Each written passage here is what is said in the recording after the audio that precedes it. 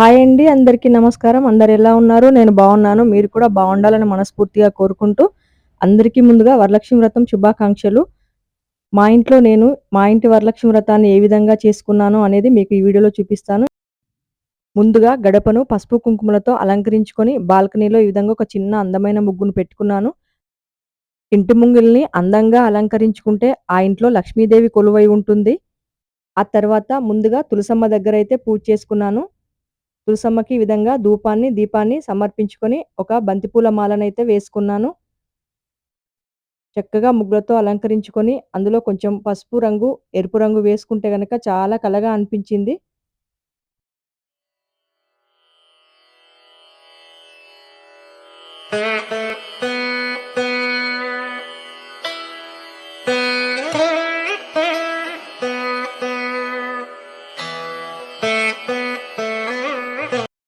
ముందుగా నిత్య పూజను ఈ విధంగా చేసుకున్నాను. నిత్య పూజలో అష్టలక్ష్మి దీపాన్ని, గజలక్ష్మి దీపాన్ని, గోవిందనామాల దీపాన్ని పెట్టుకున్నాను. అష్టలక్ష్మి దీపానికి తెలుపు, పచ్చని ఆకులతో కూడిన మాలను సమర్పించుకున్నాను. ఇంకా పూజ గదిలో అంతా పసుపు రంగు చామంతులు, ఎరుపు రంగు గులాబీలు, తెలుపు రంగు గులాబీలతో రకరకాల రంగుల పూలతో పూజ గది అయితే చాలా కలకల్లాడుతూ కనిపించింది. ముందు రోజు సాయంత్రం పూజ గదినంతా క్లీన్ చేసుకొని అన్ని దేవతా ప్రతిమలని, విగ్రహాలని క్లీన్ చేసుకొని గంధం, కుంకుమ బొట్లతో అలంకరించుకున్నాను. అమ్మవారి వ్రతాన్ని హాల్లో చేసుకుందాం అనుకున్నాను. ముందు రోజే వ్రతం కోసంగా అంతా సిద్ధం చేసి పెట్టుకున్నాను.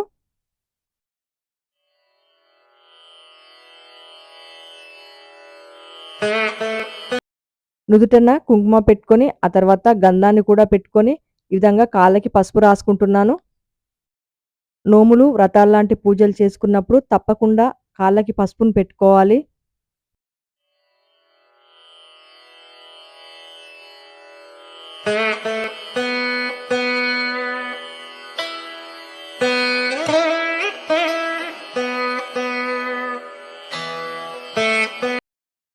అమ్మవారికి చీరని ఈ విధంగా కట్టించుకున్న తర్వాత కలశం కోసం సిద్ధం చేసుకుంటున్నాను. కలశంలో కొంచెంగా పసుపు, కుంకుమ, గంధాన్ని వేసుకొని ఒక కాయను వేసుకొని ఒక పువ్వును కూడా వేసుకోవాలి. కలశం కొబ్బరికి ఎక్కడా తెరిపి లేకుండా నిండుగా పసుపును రాసుకున్నాను. ఆ తర్వాత కుంకుమతో గోవింద నామాలను పెట్టుకున్నాను. అమ్మవారికి ఇరువైపులా 2 తామర పూలను పెట్టేసరికి అయితే ఎంత కలగా అనిపించిందో అమ్మవారు.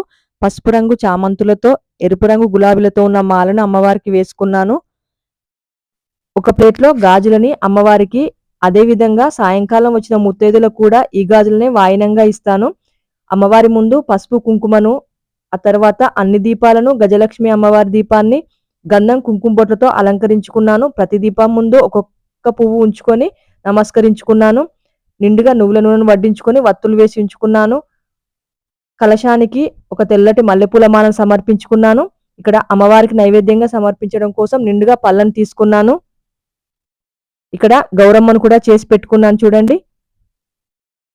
ఏకహారతితో దీపాలన్నింటినీ వెలిగించుకొని పూజను ప్రారంభించాను.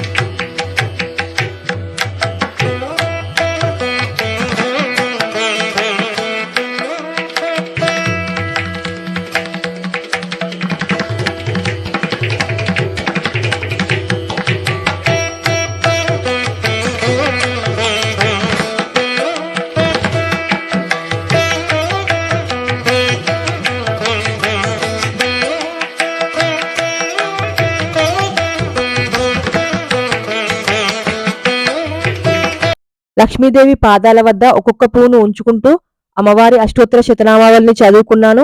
ఆ తర్వాత వరలక్ష్మి వ్రత కథను చదువుకున్నాను.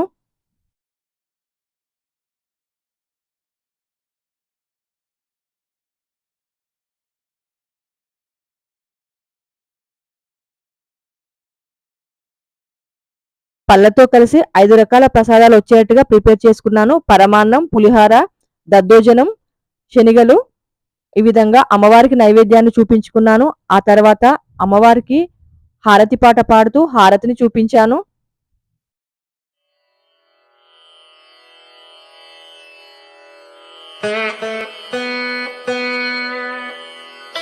హారతి కర్పూరాన్ని అమ్మవారికి, కలశానికి, వినాయకుడికి, గౌరీదేవికి చూపించాను.